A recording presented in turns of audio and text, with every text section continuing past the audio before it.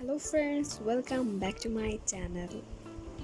আজকে শোল মাছের খুব সহজ একটি রেসিপি আপনাদের সাথে শেয়ার করব।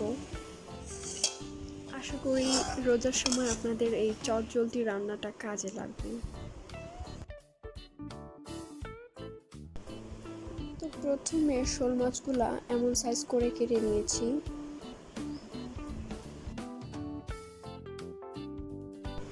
লাগছে টমেটো, ধনিয়ার পাতা, পেঁয়াজ কুচি এবং কাঁচামরিচ। তো আজকের এই রান্নাটায় আমি সরিষার তেল ব্যবহার করছি। তেলটা গরম হয়ে গিয়েছে, আমি এখন একটা দিয়ে দিচ্ছি পেঁয়াজ কুচি,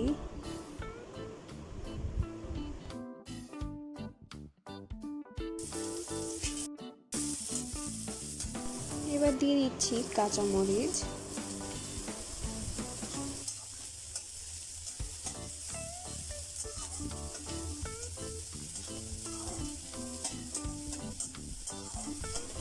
পেঁয়াজের ঝাল হালকা ভেজে নেওয়ার পরে আমি এখন এর ভিতরে দিয়ে দিব 1 চামচ রসুন বাটা এবং 1 চামচ পেঁয়াজ বাটা।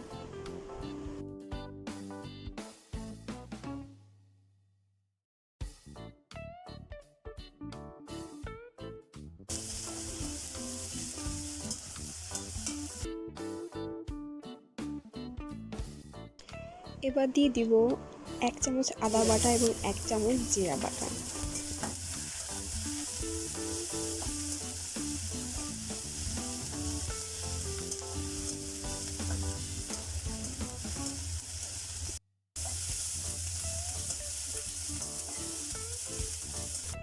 তো এখন আমি মাছ দিয়ে দিচ্ছি।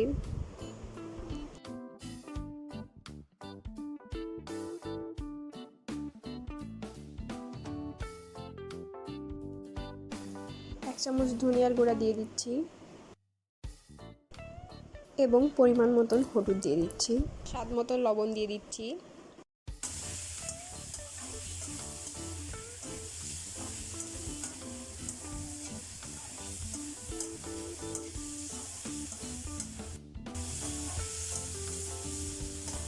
এখন ভালোভাবে নেড়ে কিছুক্ষণ পরে এর ভেতরে পানি দিয়ে দিচ্ছি।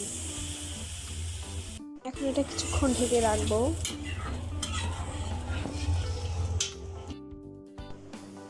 তো কিছুক্ষণ ঢেকে রাখার পরে কালারটা এমন এসেছে। এখন এর ভেতরে দিয়ে দিচ্ছি টমেটো। রান্নার একদম শেষের দিকে টমেটোগুলো দিয়ে দিতে হবে, না হলে টমেটো গলে যাওয়ার সম্ভাবনা থাকবে।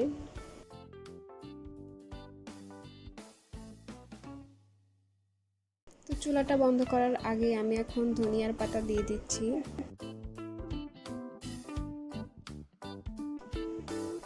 তো রান্নাটা হয়ে গিয়েছে, এখন এটা উঠিয়ে ফেলতে হবে। খুব সহজ একটি রেসিপি। যদি পছন্দ হয় প্লিজ লাইক, কমেন্ট এবং শেয়ার করতে ভুলবেন না।